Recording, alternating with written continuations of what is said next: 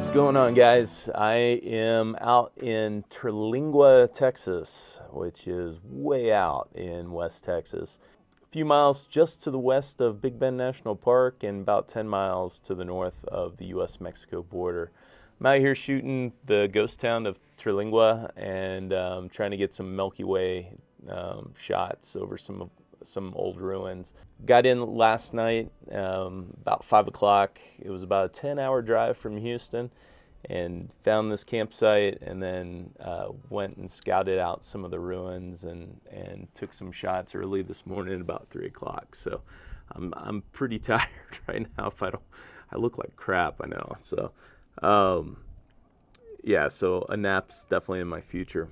It's not the best time of the year. Well, it's a good time of the year. It's just not the best time of the month to be shooting Milky Ways because of the moon is out most of the night. And then once it sets, which is early in the morning, about 3-ish, and then you're able to shoot the Milky Way. But what is nice is that you can get some foreground light when the moon is just before the moon sets. You can get some nice foreground. You know, it's low. It's not really intense light.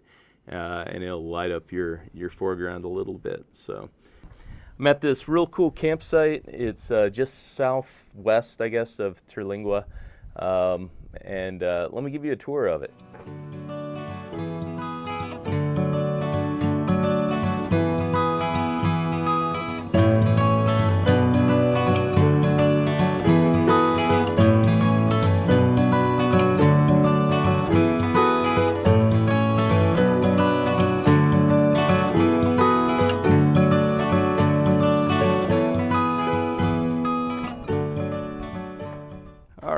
So we are now looking to the northeast, and right over that hill, about 3 or 4 miles, is the town of Terlingua, Texas.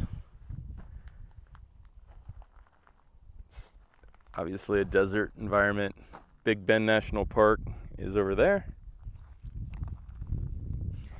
And then just 8 miles down the road is Mexico. So that ridge line that in the distance over there is Mexico. So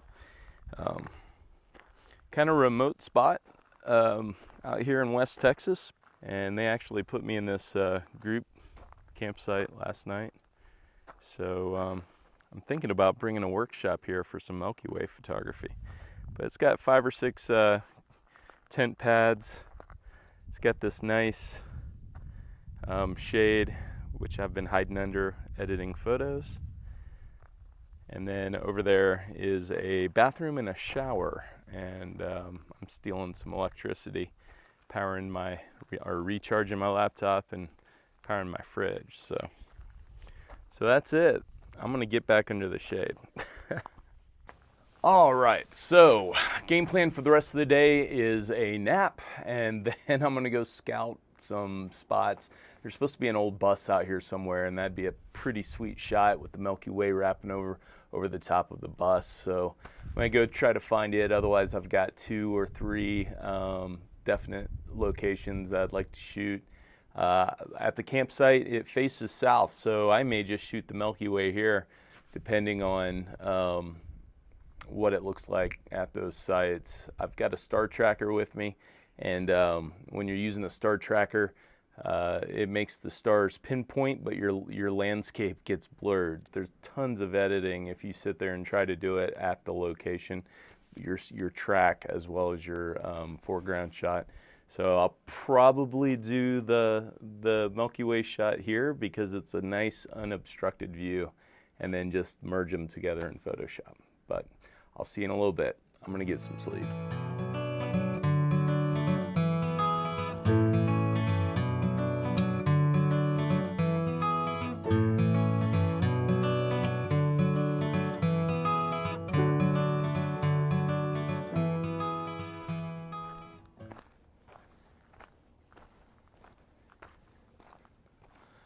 So this is the building I shot last night. The Milky Way comes up in this direction right here. It looks pretty good. There's a lot of really cool old structures around here. And what I did is I threw a light inside the building so that the windows glowed. And I had it really warm. I'll put the name of the light up top there, but I had it at 1%. And basically what I did is I put the light right in the middle of the in between the two rooms, and kind of angled it more into this room since it's a larger room, and it really did a nice job. So probably do that again tonight here.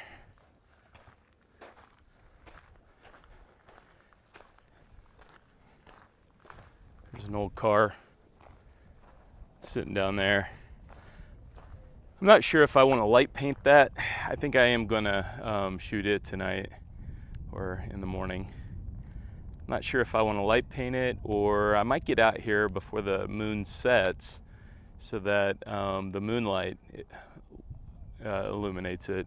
You can see that it's kind of sitting down in a little ravine, so getting a clean shot of the Milky Way will be tough here. So I'll probably have to stitch that in Photoshop.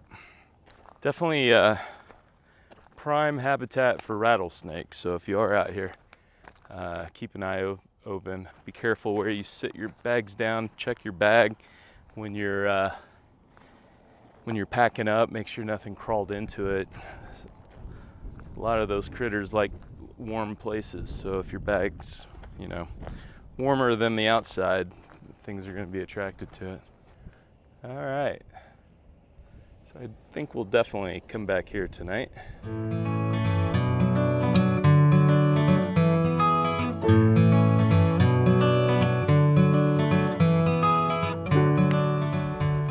Okay, so I forgot my mic, but I'm up here shooting sunset. A bunch of clouds rolled in, which is what you want for a sunset shot, but not what you want for astro, and they're supposed to stick around till tomorrow. I'm hoping these clouds back here light up, but we shall see. I ended up doing a pano of the ridgeline, and I think it'll turn out pretty good. It's not bad, but wow, look at this. The clouds back here lit up just briefly. I got a shot of it. You always got to look behind you, because that's usually when things get really amazing. And also when you pack up your camera gear, that's when the sun really the sunset really shines. So I'm not going until the moon's out.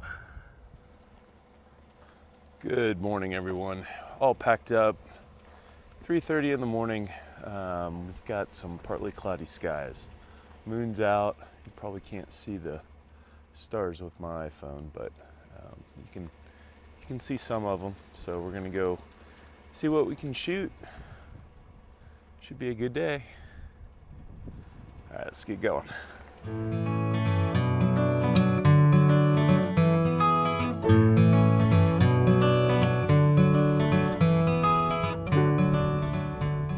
Okay, here's subject number one. Hopefully that red cast from the LEDs up there doesn't bleed through. Initially, when I saw the image, I thought I had left my headlamp on, but it's actually that building right there.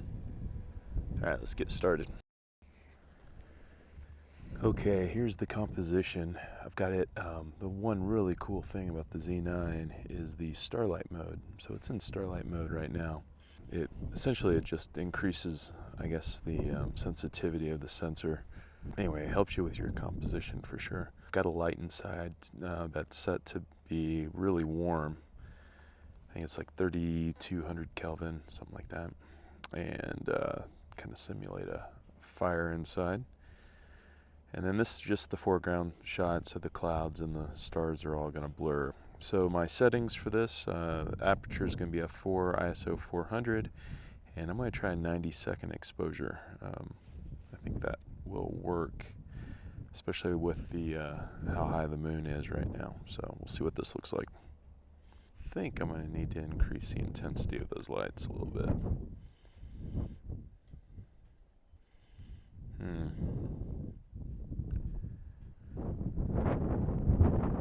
Let's see. be able to do that in post. I want to go get that that shot of the old car before the moon gets too low. We're behind clouds, so I'm gonna go get that. All right, gotta go get my light. You can see that's where I put it.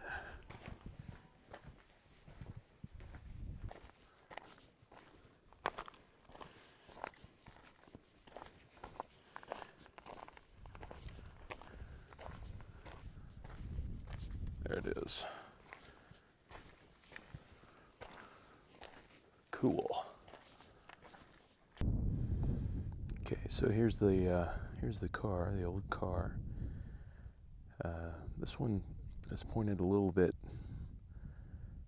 further east as opposed to southeast, so I'm not sure how much of the Milky Way. I try to get the compass direction of each shot so that when I'm shooting, you know, in areas where the sky's less obstructed, I can point the camera in the same direction. Okay, so the moon went behind some clouds, so I lost my moonlight for quite a bit. So I did some light painting. I just used my headlamp and kind of feathered the light to simulate moonlight, and then I've got my small little LED light inside on the floorboard of the car. Doesn't look too bad. This was shot 400 exposure, 90 seconds at f4. I'm going to shoot all my shooting all my star shots at f4 as well, the Milky Way shots. So that's why I used f4. All right, let's go pack up and go shoot the Milky Way. Hopefully the clouds will bug out of here.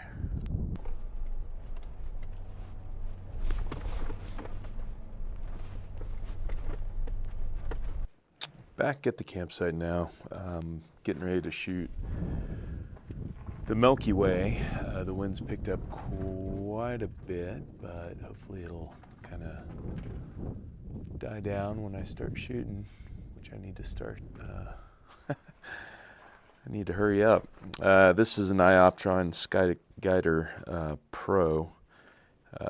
Handles the weight really well of my Z9 and a 14-24. So I'm going to put this together and I'll show you the rig once it's all set up. Okay, so first thing you want to do, you want to make sure your tripod is level. I've got a leveling base, so that makes things a lot easier. Once you get your tracker on the tripod, and by no means I'm not an expert at this, so I'm sure I'll make some mistakes here, but I usually figure them out before the end of the night. You want to set your latitude here. Mine's already set, and then take off the caps at the top and the bottom and kind of get it oriented towards the North Star. You look for the Big Dipper, and then on the Dipper side there's the pointer stars. You follow the two stars and they point right at the North Star. Well, sorry to cut in, everyone. Unfortunately, when I got back home, I realized I did not hit the record button when I thought I did, and I didn't capture the alignment process as well as other really important steps throughout the night. So I'm going to try to fill in the blanks as best as I can. Now, as far as accurately aligning your tracker, you're going to need an app that will show you where to place the North Star within the reticle of your tracker.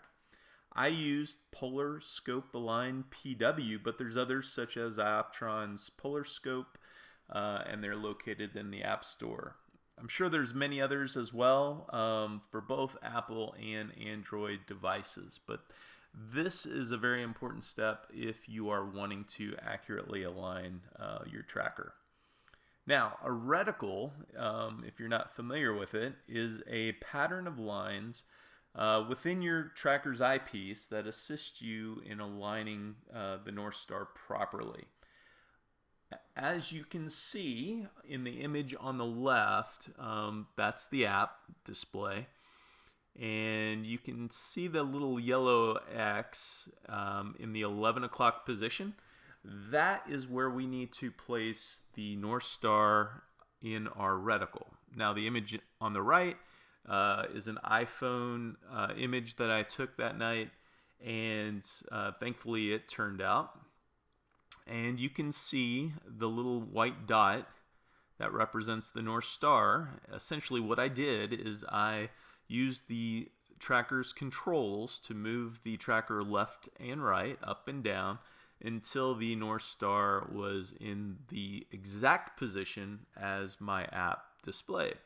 It can be a bit challenging, especially when you're in a really dark environment and there's millions of stars that you can see up there. It can be kind of tricky to even find the North Star. And essentially what I do is once you have this aligned, you tighten down all your controls on your tracker, and then you're going to mount your camera onto your tracker and balance it. And that's what the next part of the video will show. Once you're done mounting your camera and you have it positioned, I always go and I look back through the eyepiece to make sure that the North Star hasn't moved. Sometimes the weight of the camera and the counterweights and everything, if you don't have your tripod locked down super tight, sometimes things will shift a little bit, or perhaps you bump it or whatnot. So I do recommend just double checking your alignment after you have everything set. And then it's probably not a bad idea every time you have a different composition, just look through that eyepiece again. Okay, so I've aligned the North Star up. I've got it all set up. It's the one thing you want to do is once you spend all that time getting it perfect, and for a wide angle lens it doesn't have to be like super accurate, but I try to get it as close as I can. But once you get it aligned, make sure you lock down your tripod or your SkyGuider or whatever tracker you're using, so that it doesn't move. I made that mistake yesterday. Once you get your camera kind of positioned in the direction you want to shoot, you need to balance your tracker so that there's not a lot of weight strain put on the motors in there. So it's fairly balanced. With the Z9 and the 14 to 24 2.8, I need 2 of these counterweights to balance it. Let's start shooting. And I need to refocus. So what you want to do, I find the brightest star or planet that you can find, and then you want to make the, in this case, planet as bright as, well, not as bright, but as small as possible. And sometimes that's not at the hard stop. So obviously that's out of focus. I'm bringing it in. Here comes my buddy Brown. Brown is a brown dog. I think that's it. Hey there. Hope he doesn't bump the camera. Alright, I think that's about as sharp as it gets. Now let's take a shot. Okay, so I did some test shots, and what I'm coming up with is, for the equivalent, is ISO 800, 4 minutes at f4. I focused on a really bright star, and let's shoot this.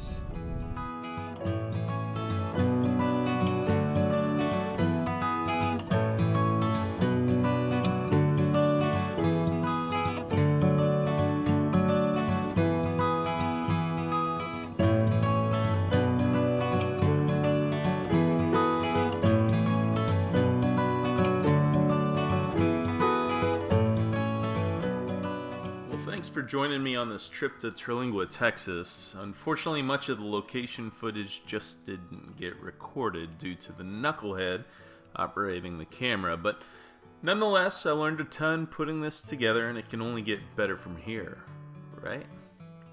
If you thought this video even had 1 ounce of goodness in it, please give me a thumbs up and hit the subscribe button. See you next time.